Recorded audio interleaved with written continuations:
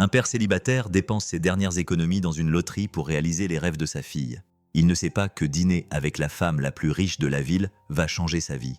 Avant de vous plonger dans l'histoire, abonnez-vous, aimez et commentez pour nous faire part de vos impressions. Cela nous aide beaucoup. Si vous êtes prêts, c'est parti. L'air dans l'atelier de Léo sentait la sueur de cèdre et le métal des factures impayées.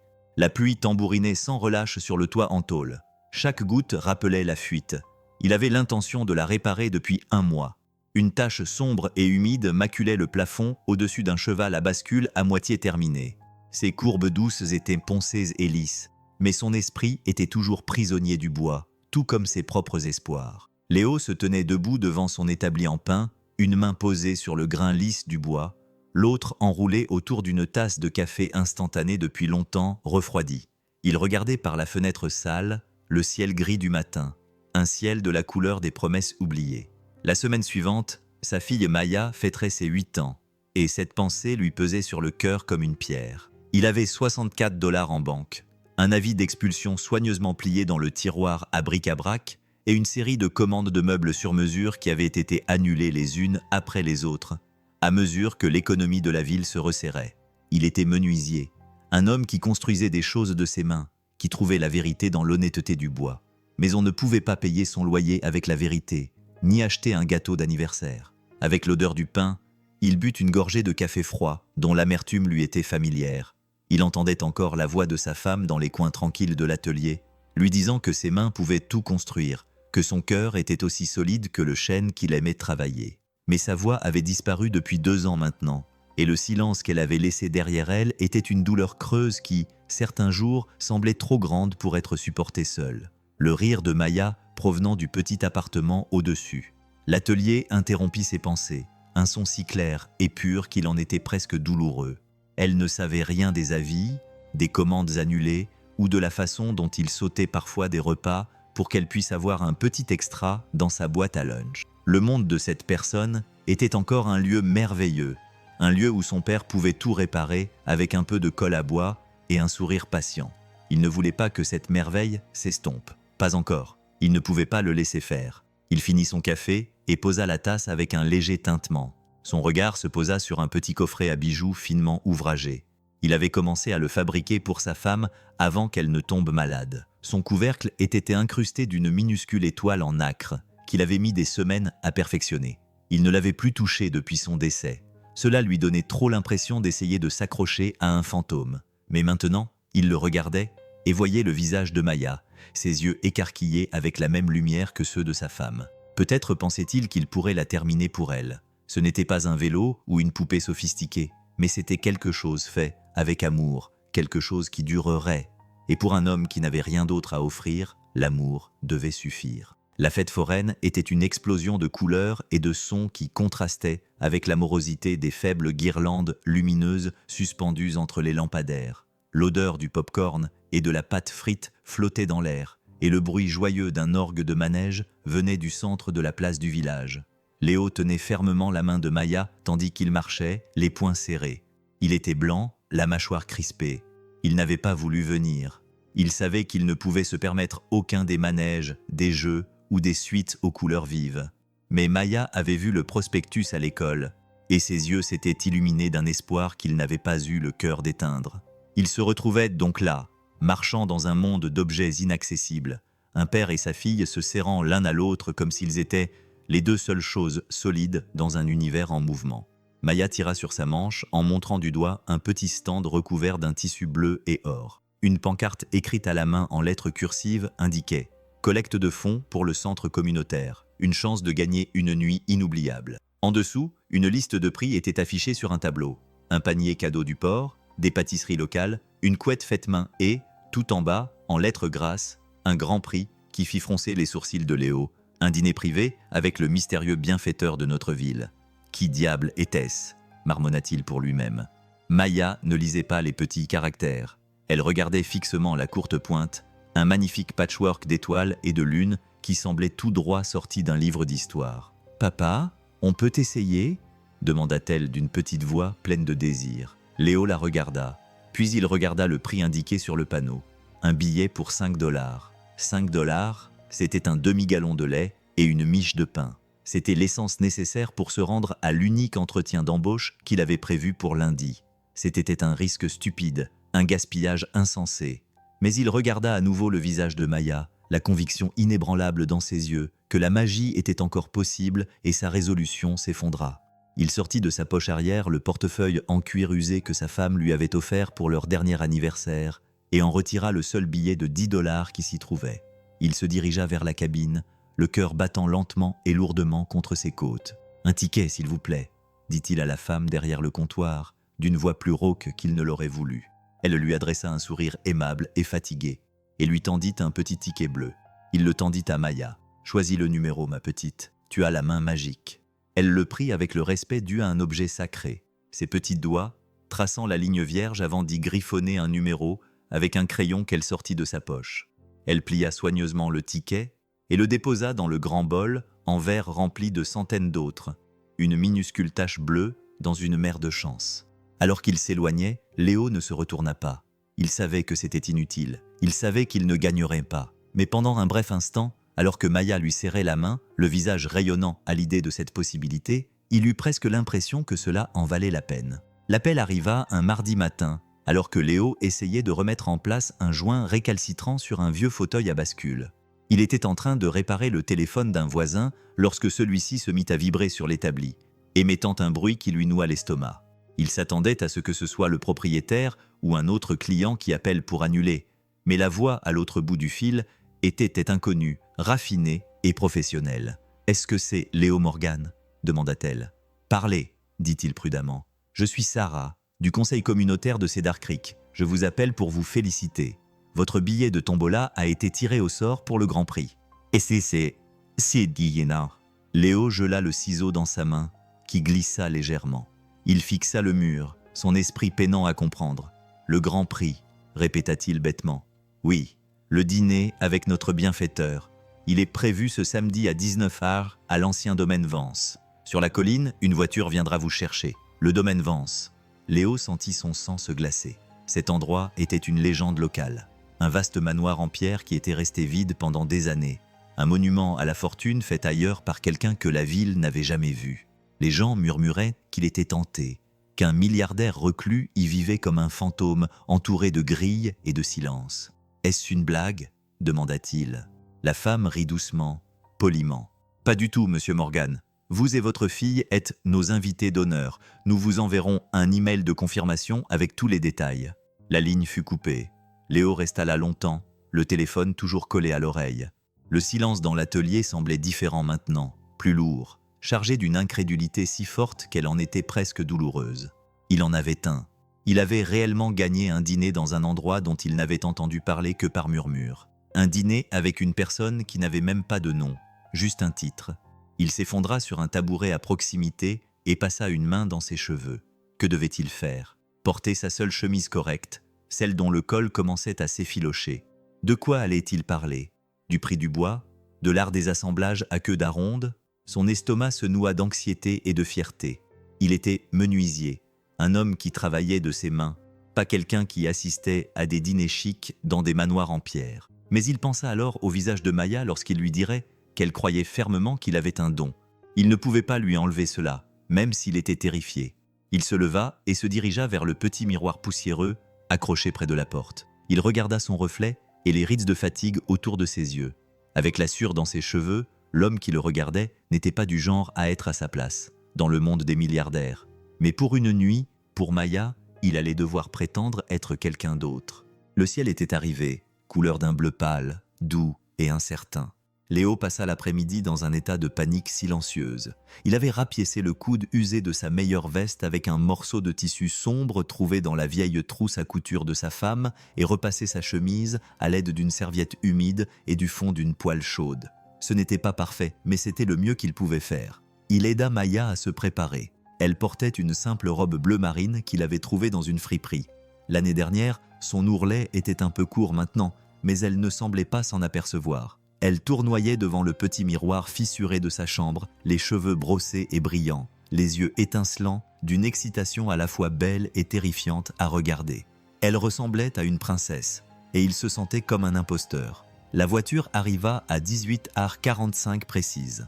Ce n'était pas une limousine tape à l'œil, mais une élégante berline noire si silencieuse qu'elle semblait glisser jusqu'au trottoir, plutôt que d'être conduite par le chauffeur. Un homme en costume impeccable sortit et ouvrit la porte arrière sans un mot. Léo prit une profonde inspiration, prit la main de Maya et se glissa à l'intérieur, où flottait une odeur de cuir et de quelque chose de propre et de coûteux que Léo ne pouvait nommer. Le trajet jusqu'au domaine Vance se déroula en silence. Ils serpentèrent sur la colline, laissant derrière eux les lumières familières de la ville, jusqu'à ce qu'ils soient entourés par des bois sombres et les ombres imposantes d'arbres anciens. Les portes du domaine étaient d'énormes géants de fer forgé qui s'ouvrirent silencieusement. À mesure qu'ils s'approchaient, le manoir lui-même était encore plus intimidant que ne le suggéraient les légendes. C'était une forteresse tentaculaire en pierre sombre, aux murs recouverts de lierre, avec de hautes fenêtres étroites qui brillaient d'une lumière froide et peu accueillante. Cela ne ressemblait pas à une maison, cela ressemblait à un musée des secrets. Le chauffeur les conduisit jusqu'à une paire de portes en chêne imposantes et en ouvrit une pour eux. Le hall d'entrée était vaste et silencieux. Leurs pas résonnaient sur le sol en marbre poli, une cathédrale de richesse et de vide. Une femme vêtue d'une robe noire austère les accueillit d'un signe de tête polie. « Monsieur Morgan, Mademoiselle Morgan, notre hôte vous attend. Par ici. » Elle les conduisit à travers une série de longs couloirs bordés de tableaux qui valaient probablement plus que tout l'atelier de Léo. L'air était calme et frais, et le seul bruit était le tintement lointain des couverts. Léo serra la main de Maya. Il pouvait la sentir trembler légèrement, non pas de peur, mais d'admiration.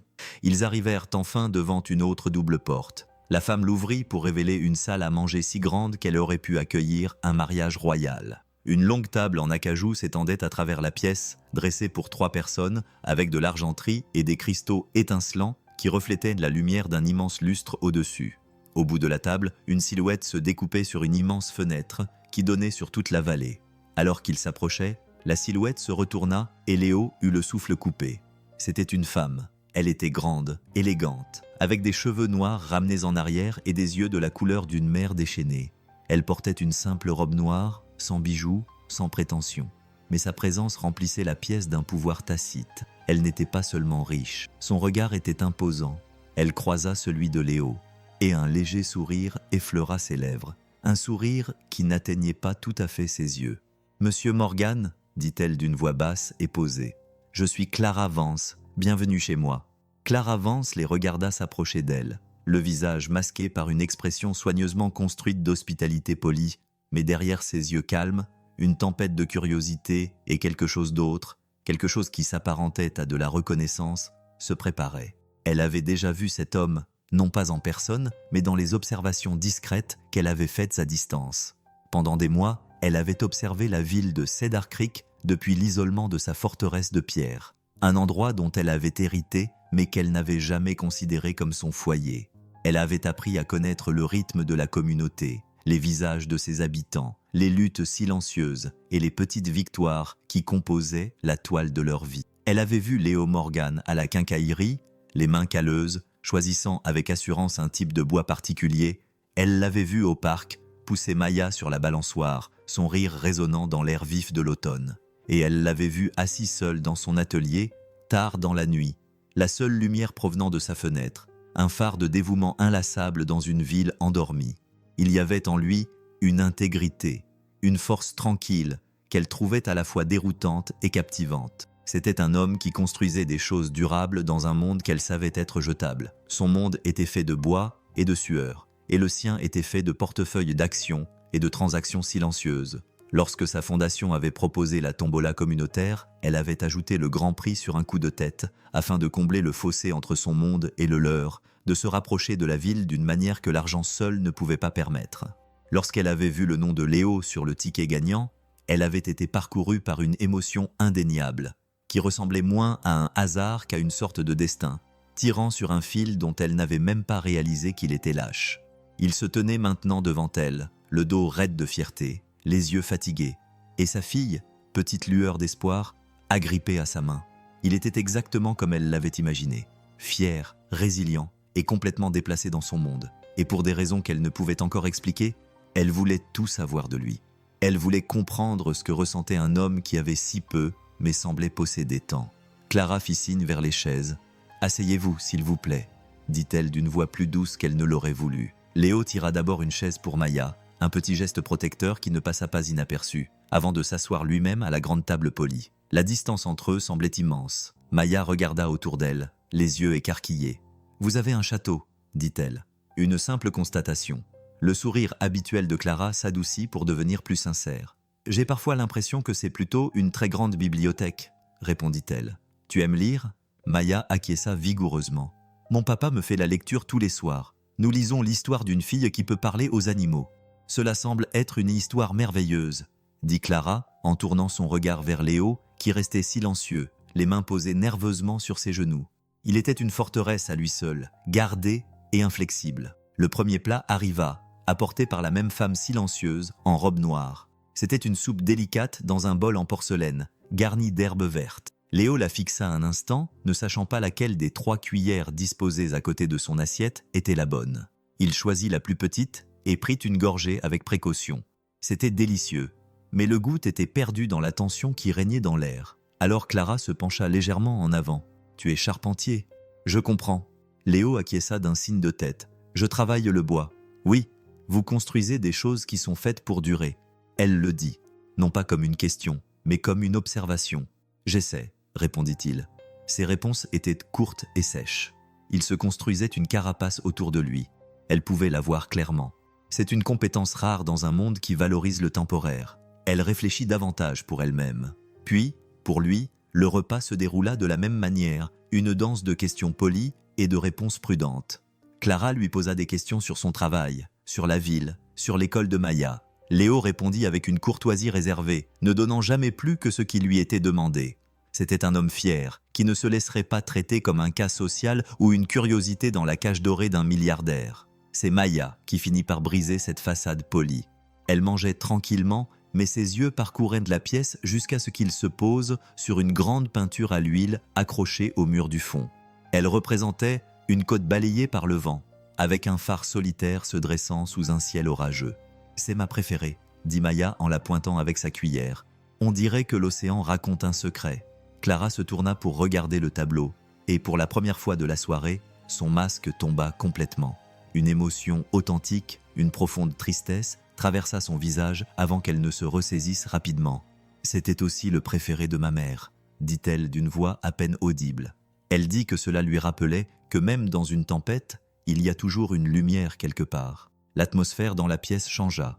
Puis, la distance polie entre eux s'effondra pour laisser place à quelque chose de plus intime, de plus réel. Léo regarda cette femme entourée d'une immense richesse et d'une solitude palpable, et vit non pas une milliardaire, mais une personne hantée par ses propres démons. Il vit la vérité du tableau non pas comme une œuvre d'art, mais comme une métaphore de la femme qui le possédait, une lumière solitaire dans une tempête qu'elle avait elle-même provoquée. Le reste du dîner se déroula dans une ambiance différente. Le vernis raffiné s'était fissuré, laissant apparaître quelque chose de bien plus intéressant et vulnérable. Clara se surprit à parler non pas en tant qu'hôtesse, mais en tant que personne. Elle parla des tableaux, non pas comme des biens, mais comme des souvenirs. Elle partagea des anecdotes de ses voyages, non pas pour se vanter, mais pour avouer sa propre cruauté. C'était une femme qui avait vu le monde, mais qui n'avait jamais trouvé d'endroit où s'ancrer. Léo, à son tour, commença à baisser sa garde. Il parla de sa femme, non pas avec un chagrin manifeste, mais avec une révérence tranquille qui remplissait les espaces entre ses mots. Il parla du grain des différents bois, comme s'il s'agissait de vieux amis, chacun avec sa propre histoire et sa propre personnalité. Il parla de Maya avec un amour si intense et si tendre qu'il était palpable dans l'air. Clara le regardait, fascinée. Elle avait passé sa vie entourée d'hommes qui parlaient de pouvoir et d'influence, qui mesuraient leur valeur en chiffres et en acquisitions. Léo mesurait sa valeur à l'aune de ce qu'il pouvait construire, de l'amour qu'il pouvait donner, de l'intégrité qu'il pouvait maintenir. C'était un homme de substance dans un monde qu'elle connaissait bien. Après le dessert, une délicate tarte aux framboises que Maya avait dévorée avec une joie débridée, l'atmosphère était pleine d'ombre. Clara suggéra d'aller se promener dans les jardins. Léo hésita d'abord, mais l'enthousiasme de Maya scella son destin. Ils sortirent sur une terrasse en pierre. L'air frais de la nuit était un soulagement bienvenu après la formalité étouffante de la salle à manger en dessous d'eux. Une série de jardins soigneusement entretenus s'étendait sous le clair de lune. Un monde parfait et silencieux de haies sculptées et de fleurs endormies. Ils marchèrent le long d'un chemin de gravier. Maya courait devant pour chasser les lucioles qui clignotaient dans l'obscurité. Clara marchait à côté de Léo, les mains enfoncées dans les poches de sa robe. « Elle a l'esprit de ta femme », dit Clara doucement. Ce n'était pas une supposition. « Comment l'as-tu su ?» demanda Léo à voix basse. Elle le regarda. « J'ai vu une photo dans ton portefeuille quand tu as payé le billet de tombola. Une femme aux yeux brillants, debout dans un champ de fleurs sauvages. Elle semblait appartenir au soleil. » Léo s'arrêta de marcher, la gorge serrée. Il avait oublié que cette photo était là. Un petit cliché défraîchi qu'il portait comme un talisman secret. « Elle s'appelait Sarah », dit-il doucement. « Elle appartenait au soleil. » Ils restèrent silencieux pendant un moment. Le seul bruit était celui des pas de Maya sur le chemin devant eux. « Je sais ce que c'est que de perdre quelqu'un qui était votre ancrage, » dit Clara, la voix empreinte d'une tristesse qui semblait ancienne. « C'est aussi haut, cette maison, cette fortune. Tout cela a été construit par mon père. C'était une force de la nature. Mais quand il est mort, il a laissé derrière lui un empire et un vide qu'aucune somme d'argent ne pouvait combler. J'ai hérité de son monde, mais j'ai perdu le mien. » Pour la première fois, Léo ne la voyait pas comme Clara Vance, la milliardaire, mais comme Clara, la fille survivante. Il voyait le poids qu'elle portait, la cage dorée dans laquelle elle vivait, et il reconnaissait la forme familière de la solitude. Il tendit la main, non pas pour la toucher, mais comme un petit geste inconscient de compréhension. « C'est lourd à porter seul, » dit-il. Elle acquiesça, les yeux brillants au clair de lune. « C'est vrai. » Et dans ce moment de vulnérabilité partagée sous un ciel étoilé, ils n'étaient plus un charpentier et une milliardaire. Ils n'étaient plus que deux personnes qui comprenaient le langage du chagrin et de la perte, et la recherche silencieuse et désespérée d'une lumière dans la tempête. Le trajet du retour contrastait fortement avec celui de l'aller. La berline noire était tout aussi silencieuse, mais l'atmosphère à l'intérieur était différente. Elle n'était plus chargée d'anxiété, mais d'un calme contemplatif. Léo regardait par la fenêtre les arbres sombres qui défilaient à toute vitesse dans son esprit, repassant la soirée dans sa tête. Le rire de Clara lorsque Maya avait raconté une blague idiote, la tristesse dans ses yeux lorsqu'elle avait parlé de sa mère, la complicité inattendue qu'il avait ressentie à ses côtés dans le jardin. Il était entré dans ce manoir en s'attendant à se sentir petit, jugé et déplacé. Et bien qu'il ait ressenti toutes ces choses, au début, quelque chose avait changé. Il était entré en voyant une milliardaire et était ressorti en voyant une personne seule, prisonnière d'une vie qu'elle n'avait pas choisie, mais qu'elle menait avec une grâce tranquille. Il ne s'y attendait pas. Maya dormait sur le siège à côté de lui, la tête posée sur son épaule, respirant doucement, et même elle serrait dans sa main une petite pierre polie qu'elle avait trouvée dans le jardin, un simple trésor provenant d'un monde d'une richesse inimaginable. Quand ils arrivèrent à leur petit appartement au-dessus de l'atelier, le monde leur semblait à la fois identique et complètement différent. L'odeur familière de la sûre les accueillit. Le plancher usé craquait sous ses pieds et le toit qui fuyait était toujours là, rappelant discrètement sa réalité. Mais alors qu'il bordait Maya dans son lit, son visage paisible dans la pénombre, il sentit un changement en lui. Il avait passé 2 ans à ériger des murs autour de son cœur, convaincu que se fermer était le seul moyen de protéger ce qui restait de sa famille. Mais ce soir-là, une inconnue avait discrètement trouvé une fissure dans ses murs, non pas par la force, mais en lui montrant les siens. Le lendemain matin, Léo se réveilla avec un sentiment d'utilité. Il n'avait pas ressenti cela depuis des mois. Il entra dans son atelier, non pas avec le poids de ses dettes sur les épaules, mais avec une énergie renouvelée, une clarté. Il n'avait pas réalisé qu'il avait perdu. Il regarda le coffret à bijoux inachevé sur son établi, celui qu'il n'avait pas pu toucher depuis la mort de Sarah. Il prit un morceau de papier de verre et, d'une main ferme, se mit au travail. Il ponça les bords, lissant le bois jusqu'à ce qu'il soit aussi doux que de la soie. Il polit les toiles en nacre jusqu'à ce qu'elles brillent d'une lumière douce et éthérée. Il travailla pendant des heures, se perdant dans le rythme familier de la création, la poussière tourbillonnant et dansant dans les rayons du soleil qui traversaient la fenêtre. Lorsqu'il eut terminé, la boîte était un chef-d'œuvre, un petit écrin parfait d'amour et de souvenirs. Une semaine passa sans nouvelles de Clara Vance. Léo ne s'attendait pas à en avoir, se dit-il. Le dîner avait été un événement unique, une anomalie, une brève intersection entre deux mondes qui n'étaient pas destinés à se rencontrer. Il se replongea dans son travail, terminant le cheval à bascule pour son voisin, et commençant une nouvelle série d'armoires pour la boulangerie locale. Il réussit même à réparer la fuite dans le toit, une petite victoire qui lui sembla monumentale. Il offrit le coffret à bijoux terminé à Maya pour son anniversaire. Ses yeux s'illuminèrent lorsqu'elle suivit du doigt l'étoile sur le couvercle. « C'est magnifique, papa », murmura-t-elle. « On dirait qu'il renferme des secrets », sourit-il. « Il renferme de l'amour, ma chérie. C'est le plus beau des secrets. » La vie reprit son cours habituel, un rythme tranquille entre le travail, l'école et les joies simples d'un père et de sa fille, naviguant ensemble dans le monde. Mais Léo se surprenait à penser à Clara plus souvent qu'il ne voulait l'admettre. Il voyait un nuage d'orage et se souvenait du tableau dans sa salle à manger. Il voyait une luciole et se souvenait de sa silhouette dans le jardin des lucioles. Il se disait que ce n'était que de la curiosité, une fascination passagère pour un monde si différent du sien. Mais au fond de lui, il savait que c'était plus que cela. Elle avait vu en lui non seulement le charpentier, non seulement le père célibataire en difficulté, mais aussi l'homme qui se cachait derrière tout cela. Et lui aussi l'avait vue. Il se demandait si elle était toujours dans ce manoir de pierre, contemplant la ville depuis sa cage dorée, ou si elle avait replongé dans le monde des affaires et des salles de réunion. Un fantôme dans sa propre vie. Il ne le savait pas. Et il se disait que cela n'avait pas d'importance, mais c'était faux. Cela comptait plus qu'il ne voulait l'admettre, même à lui-même. Une semaine s'était transformée en deux, et le souvenir du dîner chez les Vance commençait à ressembler à un rêve. Une histoire étrange et belle qui était arrivée à quelqu'un d'autre. Léo était dans son atelier un après-midi, en train de mettre la touche finale à une bibliothèque sur mesure pour la bibliothèque municipale. Un projet qu'il avait accepté pour une fraction de son tarif habituel, simplement parce qu'il y croyait. Quand il entendit frapper doucement à la porte de l'atelier, il ne s'attendait à voir personne. Il essuya la sueur de ses mains et ouvrit la porte, le cœur battant à tout rompre lorsqu'il vit qui se tenait de l'autre côté. C'était Clara.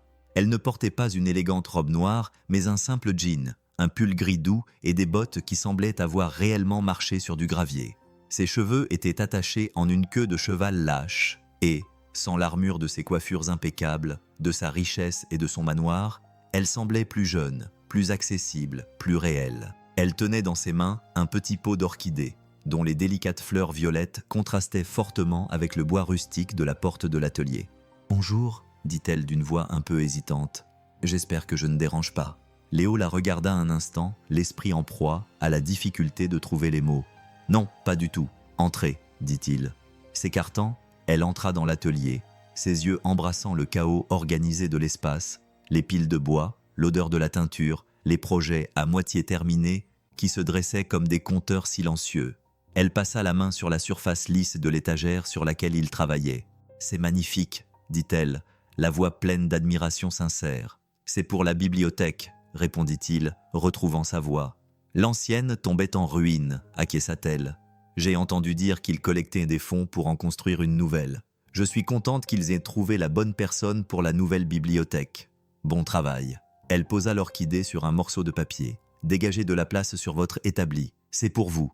Un remerciement pour le dîner et pour tout. » Léo regarda la fleur, puis la regarda à nouveau. « Vous n'étiez pas obligé de faire ça.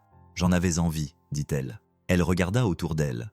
L'atelier à nouveau, son regard s'attardant sur les outils soigneusement suspendus au mur, les croquis épinglés sur un tableau en liège, la petite radio usée qui diffusait une station de musique classique à faible volume. « Cet endroit, » dit-elle presque pour elle-même, « il semble vivant, il est en désordre. » Il commenta avec un petit sourire. « C'est réel, » répondit-elle en le regardant dans les yeux.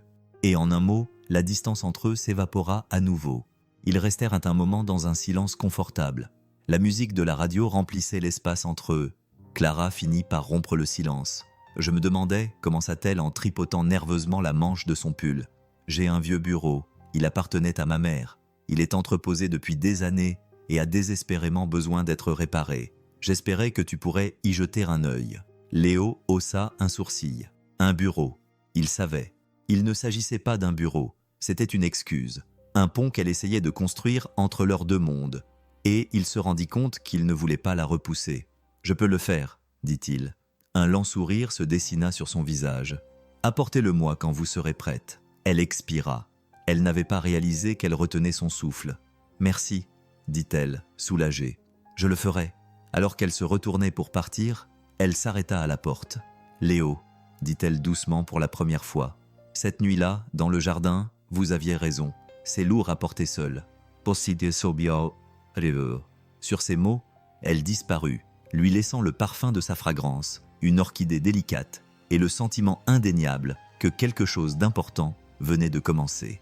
Le bureau arriva le lundi suivant, livré par 2 hommes dans un camion de déménagement impeccable, qui le manipulèrent avec le respect dû à une pièce de musée. C'était un magnifique meuble en cerisier foncé, avec des sculptures complexes et des ferrures en laiton délicates, mais il était en mauvais état.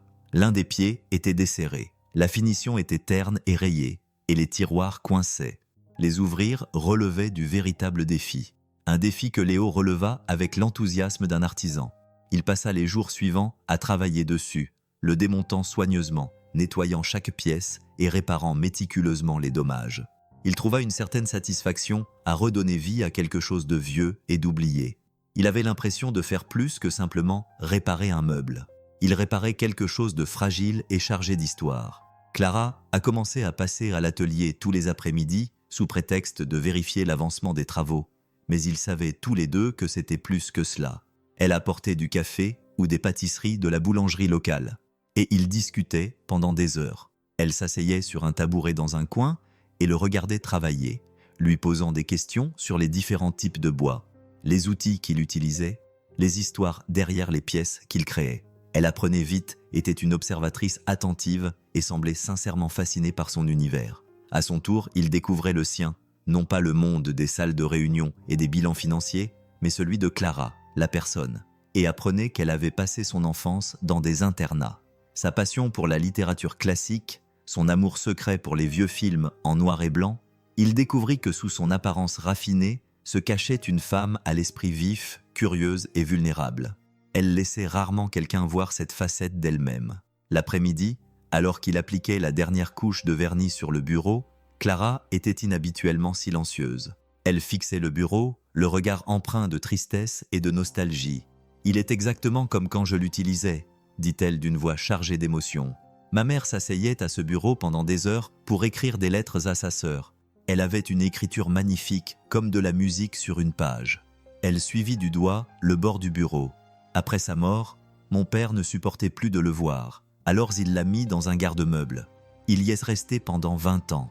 Léo s'arrêta de travailler et la regarda, le cœur serré pour la petite fille qui avait perdu sa mère et la femme qui portait encore cette perte en elle. « C'est une belle façon de se souvenir d'elle », dit-il doucement. Elle acquiesça d'un signe de tête, une larme coulant sur sa joue. « Oui, mais je n'avais personne avec qui partager cela. » Elle le regarda, les yeux remplis d'une émotion brute et sans défense. Jusqu'à présent, il ne savait pas quoi dire. Il fit donc la seule chose qui lui semblait juste. Il tendit la main et essuya doucement la larme sur sa joue avec son pouce. Son geste était hésitant, mais chaleureux, une offre silencieuse de réconfort. À cet instant, l'espace entre eux ne se résumait plus à un bureau ou à des histoires partagées. Il s'agissait de 2 personnes trouvant du réconfort dans la présence de l'autre. 2 personnes qui apprenaient lentement à baisser leur garde et à laisser quelqu'un d'autre entrer dans leur vie. Au fil des jours et des semaines, l'atelier devint leur sanctuaire, un terrain neutre où les étiquettes de menuisier et de milliardaires cessèrent d'exister. Ils n'étaient plus que Léo et Clara, 2 personnes découvrant un lien aussi inattendu que profond. Les visites de Clara devinrent une partie intégrante de la routine de Léo. Elles étaient un rayon de soleil dans sa journée qui l'attendait avec une impatience qui le surprenait et l'effrayait à la fois. Elle apportait une légèreté à l'atelier, un sentiment de curiosité et d'émerveillement qui lui avait manqué depuis trop longtemps. Maya l'adorait. Clara lui lisait des histoires, l'aidait dans ses projets artistiques et écoutait son flot incessant de bavardage avec une patience et un intérêt sincère qui réchauffaient le cœur de Léo. Il adorait les regarder ensemble. La façon dont la façade posée de Clara s'effondrait, révélant un côté espiègle et tendre. Il n'aurait jamais imaginé que cela existait. Un samedi après-midi ensoleillé, ils décidèrent de faire une pause dans l'atelier et d'aller faire une randonnée dans le parc national voisin. C'était une journée d'automne parfaite. L'air était vif et les feuilles offraient un spectacle de couleurs rouges et dorées. Ils marchaient sur un sentier étroit, le soleil filtrant à travers les arbres et créant des motifs tachetés. Maya courait devant, poursuivant des papillons et ramassant des feuilles aux couleurs vives. Léo et Clara marchaient côte à côte, leurs épaules se frôlant parfois, un silence confortable s'installant entre eux. Je n'ai pas fait ça depuis des années, dit Clara, la voix pleine d'une satisfaction tranquille. Une randonnée ? Demanda Léo. Non, répondit-elle. Ce sentiment de ne pas avoir à être ailleurs, de ne pas avoir à être quelqu'un d'autre. Ils arrivèrent à un belvédère qui offrait une vue imprenable sur la vallée. En contrebas, la ville de Cedar Creek était un petit patchwork de maisons et d'arbres nichés au loin. Ils s'assirent sur un gros rocher et partagèrent un thermos de cidre chaud que Clara avait apporté. « C'est magnifique d'ici, dit-elle. »« Ce n'est qu'une petite ville, » répondit Léo en haussant les épaules. « C'est une communauté, » corrigea-t-elle. « C'est un endroit où les gens se connaissent, s'entraident, où un homme peut construire sa vie de ses propres mains. Ce n'est pas petit, Léo, c'est tout. » Il la regarda, surpris par la passion dans sa voix. Elle soutint son regard, ses yeux orageux clairs et directs. « Tu t'es construit une belle vie ici, Léo. Une vie pleine d'amour et d'intégrité. Tu ne devrais jamais penser que c'est petit. » Son cœur se gonfla d'un sentiment qu'il ne s'était pas autorisé à ressentir depuis longtemps. Un mélange de fierté, de gratitude et d'une affection profonde et grandissante pour la femme assise à côté de lui. Il avait passé tellement de temps à se sentir insuffisant, à penser qu'il ne subvenait pas assez aux besoins de Maya. Mais à ce moment-là, assis sur un rocher réchauffé par le soleil avec Clara à ses côtés, il vit sa vie à travers ses yeux. Et pour la première fois depuis très longtemps, il eut le sentiment d'être à la hauteur. Le bureau terminé trônait au centre de l'atelier, brillant sous les lumières du plafond. C'était un chef-d'œuvre, un témoignage du talent et du dévouement de Léo. Le bois de cerisier foncé brillait d'un éclat profond et riche. Les ferrures en laiton avaient été polies jusqu'à briller de mille feux et les tiroirs s'ouvraient dans un glissement doux et satisfaisant. Clara se tenait devant, les mains jointes. Son expression était un mélange d'admiration et de révérence. « Il est parfait, Léo », dit-elle d'une voix à peine audible. « Il dépasse toutes mes espérances. Ce fut un plaisir de le fabriquer, » répondit-il, la voix empreinte d'une fierté tranquille. « C'est une belle pièce avec une belle histoire, » dit-elle en passant sa main sur la surface lisse, les yeux remplis de larmes. « Merci, » dit-elle en se tournant vers lui. « Pas seulement pour le bureau, mais pour tout. » L'air dans l'atelier était chargé d'émotions inexprimées. C'était l'aboutissement de semaines de conversations partagées, de moments tranquilles et de la lente construction d'un lien qui les avait tous deux pris par surprise. Clara savait que c'était plus qu'une simple transaction commerciale, plus que de la gratitude pour un travail bien fait. C'était un tournant, un moment où elle devait décider de la suite. « Léo », commença-t-elle d'une voix un peu tremblante, « j'ai beaucoup réfléchi à ce que tu as dit sur ma vie, sur ce que je porte en moi. » Il attendit, le regard fixe et patient. « J'ai passé tant d'années à ériger des murs autour de moi, pensant que c'était le seul moyen de rester en sécurité. Mais tu m'as montré que la vraie force ne consiste pas à tenir les gens à distance. Elle consiste à laisser entrer les bonnes personnes. » Elle fit un pas vers lui. Ses yeux cherchaient les siens. « Je sais que nos mondes sont différents. Je sais qu'il y a 1 million de raisons pour lesquelles cela ne devrait pas fonctionner. Mais je ne peux ignorer ce que je ressens quand je suis avec vous. Je me sens vu. Je me sens réel. J'ai l'impression d'être enfin chez moi. » Le cœur de Léo battait à tout rompre dans sa poitrine, un battement sauvage qui contrastait avec le bourdonnement tranquille de l'atelier. Il avait été tellement concentré sur ses propres peurs, ses propres insécurités, qu'il ne s'était pas permis d'envisager ce qu'elle pouvait ressentir. Il vit la vulnérabilité dans ses yeux, l'honnêteté brute dans ses mots, et il sut que c'était un risque qu'il devait prendre. « Clara, » dit-il d'une voix douce, « je le ressens aussi. » Il s'avança, réduisant la distance entre eux, et prit délicatement son visage entre ses mains, ses pouces effleurant sa peau douce, ses mains calleuses contrastant fortement avec ses traits délicats. « Tu n'es pas seulement une cliente, tu n'es pas seulement une amie, tu es bien plus que cela. » Puis, il l'embrassa. C'était un baiser à la fois hésitant et assuré, doux et passionné, l'aboutissement de tous les mots non dits et des moments partagés qui les avaient menés à ce point. C'était un baiser qui avait le goût de la sueur de bois et du parfum coûteux du cidre chaud, et qui partageait la douleur de deux cœurs brisés trouvant le moyen de guérir ensemble. C'était un baiser qui promettait un nouveau départ, un avenir qu'ils construiraient ensemble, petit à petit. La nouvelle a éclaté comme un coup de tonnerre dans un ciel serein. Un titre sur un site web d'actualité financière a fait des vagues dans le monde des affaires et chez les habitants de Cedar Creek. La milliardaire recluse Clara Vance aurait une relation avec un charpentier d'une petite ville. L'article était accompagné d'une photo granuleuse prise par un paparazzi de Léo et Clara quittant un restaurant local. Ils étaient allés dîner tranquillement quelques nuits auparavant et se tenaient la main. Leur visage était détendu et heureux, complètement inconscients qu'ils étaient observés. L'histoire s'est répandue comme une traînée de poudre, alimentée par la curiosité insatiable du public à propos de la milliardaire énigmatique qui avait disparu de la scène publique pendant des mois. Le récit était prévisible, digne des tabloïds et des contes de fées. Le riche héritier trouvant l'amour auprès d'une humble artisane. Mais la réalité était bien plus complexe et bien plus terrifiante. Pour Léo et Clara, l'intrusion fut immédiate. Le téléphone de Clara se mit à sonner sans discontinuer. Des appels de ses administrateurs, de ses avocats, de son agent publicitaire, tous exigeant une explication. Les journalistes ont commencé à arriver. Ils ont envahi Cedar Creek, leurs voitures garées le long des rues, leurs appareils photos braqués sur l'atelier de Léo comme des vautours tournant autour de leur proie. Le sanctuaire tranquille qu'ils s'étaient construit était soudainement assiégé. Leur vie privée était exposée au regard critique du public. Pour Léo, c'était un cauchemar. Il avait toujours été fier de sa vie privée, de sa capacité à mener une existence tranquille, loin du bruit du monde. À présent, son nom et son visage étaient affichés sur tous les écrans et toutes les pages. Sa vie était disséquée et jugée par des inconnus. Il ressentait un sentiment suffocant d'impuissance, une sensation qu'il n'avait pas éprouvée depuis la mort de sa femme. Les habitants de la ville étaient à la fois curieux et protecteurs. Certains chuchotaient derrière leurs mains, les yeux remplis d'un nouveau jugement. D'autres offraient leur soutien, leur loyauté envers Léo restant inébranlable. Mais le mal était fait. La bulle délicate qu'ils avaient créée avait éclaté, et ils devaient désormais naviguer parmi les débris.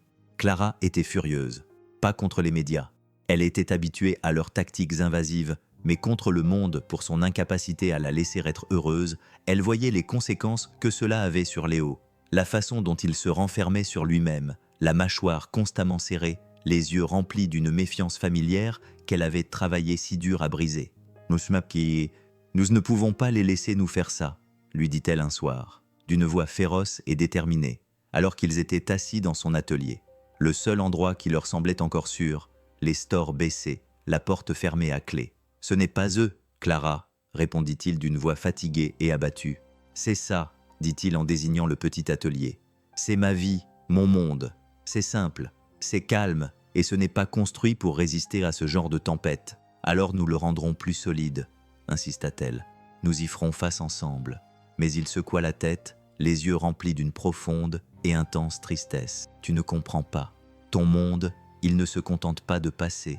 Il conquiert. Il change tout ce qu'il touche. Et je ne peux pas perdre cela. Je ne peux pas me perdre. » La peur dans sa voix était comme une lame froide dans son cœur. Elle avait été tellement concentrée sur son propre bonheur. Elle n'avait pas pleinement pris en compte le prix à payer pour lui. Elle avait amené la tempête à sa porte et elle ne savait pas comment la faire disparaître. La pression continuait à monter, assaillant sans relâche leur nouvelle relation fragile. La frénésie médiatique ne montrait aucun signe d'apaisement, et le contraste entre leurs deux mondes devenait de plus en plus flagrant et douloureux à chaque jour qui passait. Le conseil d'administration de Clara la convoqua à une réunion d'urgence en ville, une manœuvre évidente pour lui rappeler ses responsabilités, ses obligations envers l'Empire dont elle avait hérité. Elle quitta Cedar Creek, le cœur lourd, promettant à Léo qu'elle serait de retour dans quelques jours, mais la ville était un endroit froid et impitoyable. La salle du conseil était remplie d'hommes en costumes coûteux. Leurs visages étaient sombres, leurs voix acérées. Ils parlaient du cours des actions et de l'image de marque, des dommages que ces indiscrétions personnelles causaient à la réputation de l'entreprise. Ils lui ont présenté un ultimatum, un choix entre sa vie personnelle et sa vie professionnelle. Un choix qu'elle savait ne pas être un choix du tout. De retour à Cedar Creek, Léo menait ses propres combats. Les journalistes étaient désormais plus agressifs, leurs questions plus personnelles. Ils l'ont assailli à l'épicerie. À la station-service près de l'école de Maya, il a essayé de les ignorer pour préserver sa dignité. Mais leur présence constante était une force corrosive qui rongeait sa tranquillité d'esprit. La ville était divisée. Certains le voyaient comme un héros, un garçon du coin qui avait conquis le cœur d'une milliardaire. D'autres le voyaient comme un opportuniste, un homme dépassé par les événements. Les chuchotements et les regards le suivaient partout, un rappel constant que sa vie ne lui appartenait plus. Il se réfugia davantage dans son atelier, le seul endroit où il pouvait trouver un semblant de contrôle. Il travaillait sans relâche, ponçant, teignant et construisant jusqu'à s'écorcher les mains. Son corps était épuisé, mais son esprit était un champ de bataille où s'affrontaient la peur et le doute. Il aimait Clara. Il en était aussi certain que le bois qu'il tenait entre ses mains. Mais il commençait à craindre que leur amour ne soit une force destructrice, un feu qui les consumerait tous les deux. Lorsque Clara revint à Cedar Creek, elle trouva un homme différent de celui qu'elle avait quitté. Il était distant, gardait ses yeux fermés, cachant une nouvelle couche de douleur. La joie et la légèreté qu'ils avaient trouvées ensemble lorsque Clara était revenue à Cedar Creek avaient été remplacées par un silence pesant, un gouffre de peur inexprimée qui semblait s'élargir à chaque instant qui passait. Ils essayèrent de parler pour combler la distance, mais les mots semblaient creux, inadéquats face à la tempête qui faisait rage autour d'eux. Ils étaient deux personnes issues de mondes différents, prises dans un courant qui les séparait, et aucun d'eux ne savait comment lutter contre cela. Un soir, alors qu'ils étaient assis dans le calme de son atelier, la tension entre eux finit par éclater. « Je ne peux pas faire ça, Clara, » dit Léo. Sa voix n'était qu'un murmure. Il lui tournait le dos. Ses épaules étaient affaissées, vaincues. « Je ne peux pas vivre ainsi, sous le regard de tous. Ma vie est devenue un spectacle. » Le cœur de Clara se brisa en 1000 morceaux. « Lo, ne dis pas ça, s'il te plaît, » supplia-t-elle en s'approchant de lui. « Nous pouvons trouver une solution. »« C'est impossible, » dit-il en se tournant vers elle, les yeux remplis d'une résignation désespérée. « Ce n'est pas seulement une question de médias, c'est une question d'identité. Tu es milliardaire et je suis menuisier. Nos mondes ne sont pas faits pour se mélanger. Ils sont comme l'huile et l'eau. Ils ne peuvent pas coexister. » « Ce n'est pas vrai, » s'écria-t-elle, la voix brisée. « Nous étions heureux. Nous l'étions, » admit-il, un sourire triste effleurant ses lèvres. « Mais c'était un rêve, un beau rêve, mais ce n'était pas la vraie vie. » Il désigna le monde à l'extérieur de l'atelier. « Ça, c'est la vraie vie, et elle nous sépare. » Il se dirigea vers la porte et l'ouvrit. L'air frais de la nuit s'engouffra dans la pièce. « Je pense que tu devrais partir, Clara, » dit-il d'une voix neutre et dénuée d'émotion.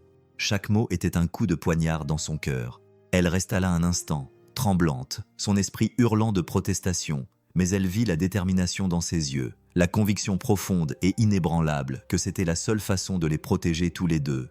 Elle sortit de l'atelier sans un mot, la porte se refermant derrière elle avec un léger clic qui résonna comme la fin du monde. Léo la regarda partir. La femme qu'il aimait quittait sa vie parce qu'il avait eu trop peur de se battre pour elle. Il s'effondra sur le sol, le corps secoué par un chagrin aussi profond qu'il n'en avait jamais connu. Il avait choisi la sécurité plutôt que l'amour, et ce faisant, il avait perdu les deux. Les jours qui suivirent le départ de Clara furent un brouillard de routine vide et d'un silence persistant et douloureux. Léo se jeta dans son travail avec une intensité désespérée, essayant de noyer ses pensées dans les rythmes familiers de son art. Mais l'atelier avait perdu sa magie. Ce n'était plus un sanctuaire, mais un rappel constant de ce qu'il avait perdu. Le parfum de l'orchidée qu'elle lui avait apporté flottait encore dans l'air, parfum fantomatique d'un amour trop fragile pour son monde. Il la voyait partout dans le grain du bureau en merisier, qu'il avait restauré pour elle en souvenir de son rire qui résonnait sur les murs, de la façon dont la lumière du soleil filtrait à travers les fenêtres, comme le jour où il l'avait embrassée pour la première fois. Maya était silencieuse. Elle ne posait pas directement de questions sur Clara, mais ses dessins étaient remplis de princesses tristes et de châteaux solitaires. Elle restait assise dans l'atelier pendant des heures à regarder son père travailler, le visage marqué par la confusion et la tristesse. Le cœur de Léo se brisait pour elle. Chaque fois qu'il la regardait, il essayait de la protéger de la douleur. Mais ce faisant, il lui infligeait une nouvelle blessure. Une blessure d'absence, une blessure de questions sans réponse. Un après-midi, Maya entra dans l'atelier en tenant le coffret à bijoux qu'il lui avait fabriqué pour son anniversaire. Elle ouvrit le couvercle et fixa l'étoile en nacre, l'air grave. « Papa, » dit-elle d'une petite voix, « cette boîte est-elle pour les secrets ou pour les souvenirs ?»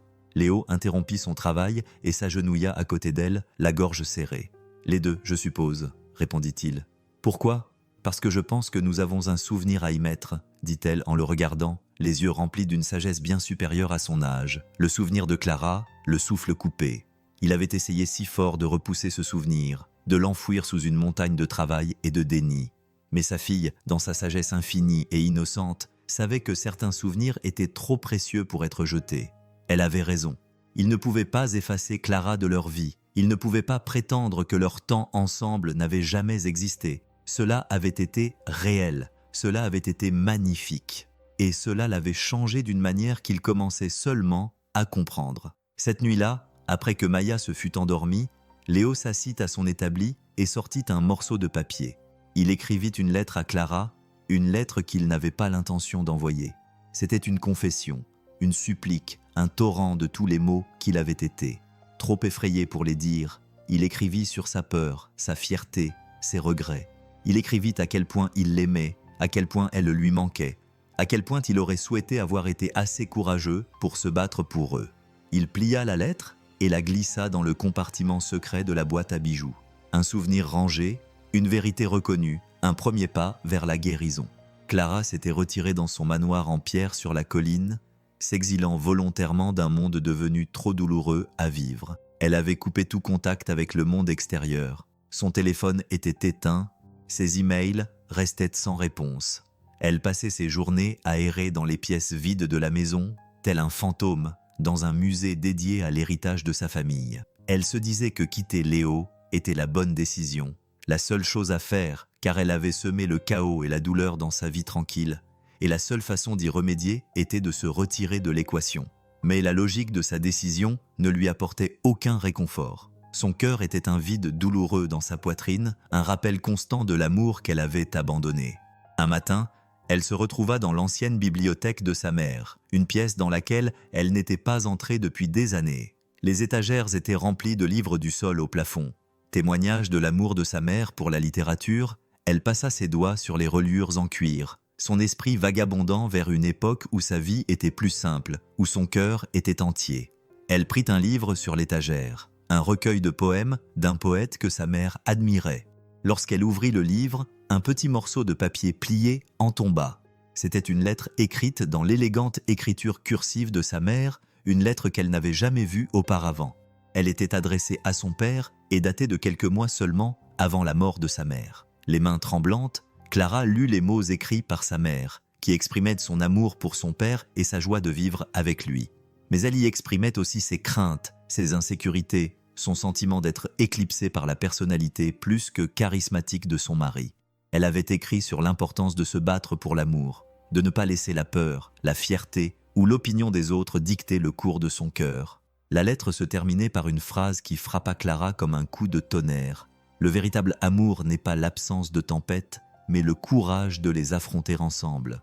Ces mots étaient un message du passé, un cadeau de sa mère, une lueur d'espoir dans l'obscurité de son désespoir. Elle s'était tellement concentrée sur la protection de Léo contre la tempête qu'elle n'avait pas réalisé qu'il était peut-être assez fort pour la traverser avec elle. Elle avait laissé sa peur prendre la décision à sa place. Et ce faisant, elle avait déshonoré l'amour même qu'elle essayait de protéger. Elle savait ce qu'elle devait faire, elle devait y retourner.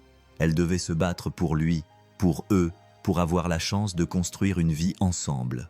Une vie assez forte pour résister à n'importe quelle tempête. Léo était dans son atelier, en train de poncer le pied d'une chaise, lorsqu'il entendit le bruit familier d'une voiture s'arrêtant devant chez lui.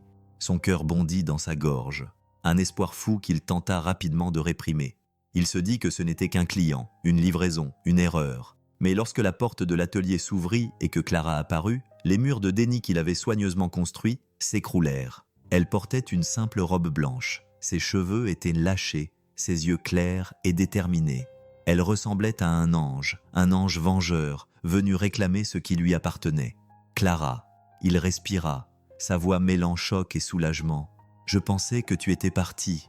Je l'étais, » dit-elle en entrant dans l'atelier. « Mais je suis revenue, » dit-elle en marchant vers lui, le regard rivé sur lui. « J'ai fait une erreur, Léo, une terrible erreur. J'ai laissé la peur dicter mes actions. J'ai laissé le monde me convaincre que notre amour était un handicap, mais j'avais tort. » Elle s'arrêta juste devant lui.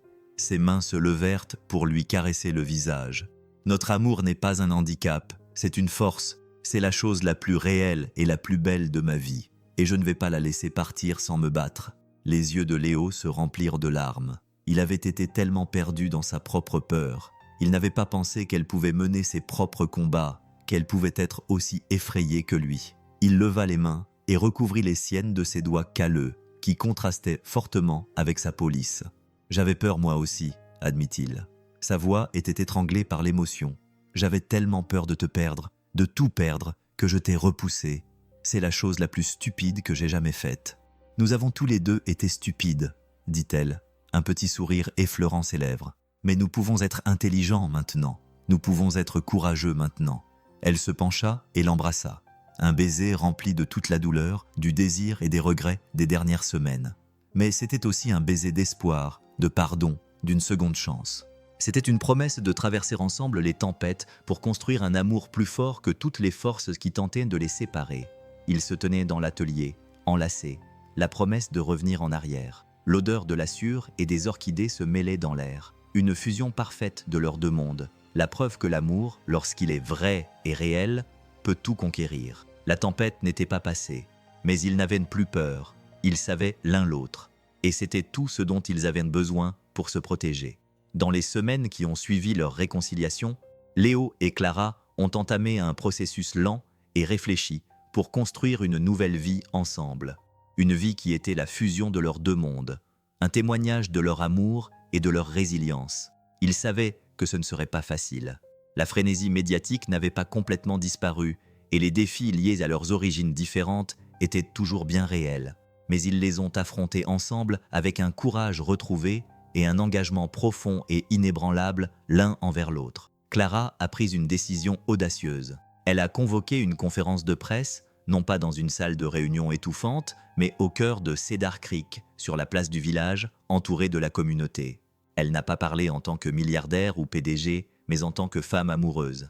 Elle a parlé de Léo avec une fierté et un respect qui ont fait taire les journalistes les plus cyniques. Elle a parlé de son intégrité, de sa gentillesse, de sa force tranquille.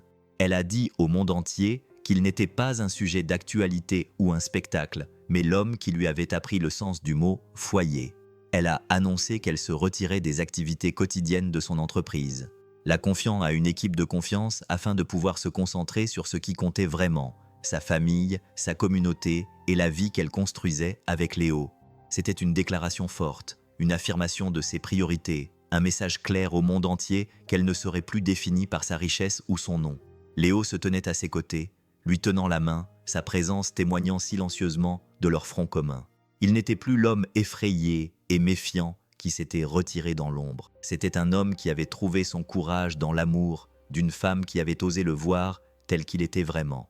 Ensemble, ils commencèrent à tisser leur vie commune. Clara acheta une petite ferme à la périphérie de la ville, un endroit avec un porche qui en faisait le tour et un champ de fleurs sauvages qui lui rappelait la photo dans le portefeuille de Léo. Elle ne la remplit pas d'œuvres d'art coûteuses et de meubles froids, mais de chaleur, de rire et des joies simples d'une famille. Elle et Léo travaillèrent côte à côte pour la restaurer. Lui avec ses mains habiles et elle avec les siennes. Maya s'épanouissait dans leur nouvelle vie. Elle bénéficiait de l'amour et de la stabilité d'un foyer avec deux parents, une figure maternelle qui la chérissait et un père plus heureux et plus serein qu'elle ne l'avait jamais vu. L'atelier s'agrandit. Léo prit un apprenti, un jeune homme de la ville qui partageait sa passion pour le travail du bois, et ensemble, ils créèrent de magnifiques meubles qui alliaient le savoir-faire rustique de Léo et l'esthétique moderne de Clara. Leurs œuvres devinrent très recherchées, symbolisant la beauté qui pouvait naître de la rencontre de deux mondes différents. La dernière pièce de leur nouvelle vie était en place. Un soir d'été chaud, 1 an après leur première rencontre, ils se marièrent dans le champ de fleurs sauvages, derrière leur ferme, entourés de leurs amis et de leur famille. Issus de leurs deux mondes, ce fut une cérémonie simple, remplie d'amour, de rire et de la promesse tranquille d'un avenir aussi brillant et beau que le soleil couchant. Alors qu'ils se tenaient sous le porche de leur ferme, regardant Maya courir après les lucioles dans le crépuscule, Léo enlaça Clara et la serra contre lui. « Tout près, je t'aime », murmura-t-il dans ses cheveux. Elle se pencha en arrière et leva les yeux vers lui, le regard brillant d'un bonheur profond et sincère. « Je t'aime aussi », répondit-elle. « Nous avons traversé la tempête, dit-il, la voix pleine d'une admiration tranquille. Non, dit-elle avec un sourire aux lèvres, nous sommes devenus la tempête. Et à cet instant parfait, ils comprirent que leur amour n'était pas seulement l'histoire de deux personnes issues de mondes différents qui s'étaient trouvées. C'était l'histoire de deux personnes qui avaient construit leur propre monde ensemble. Un monde où l'amour était la seule monnaie qui comptait. Un monde où un charpentier et une milliardaire pouvaient trouver le bonheur éternel. Pas dans un château sur une colline, mais dans une petite ferme, avec un toit qui fuyait et un champ de fleurs sauvages. Et si les médias s'étaient immiscés dans la vie de Léo et Clara, aurais-tu tout abandonné ou aurais-tu lutté pour ton amour? Écris ton commentaire, nous les lisons tous. Je mettrai en avant le meilleur commentaire. Jette un œil aux autres vidéos qui apparaissent à l'écran. Je suis sûr que tu les aimeras beaucoup.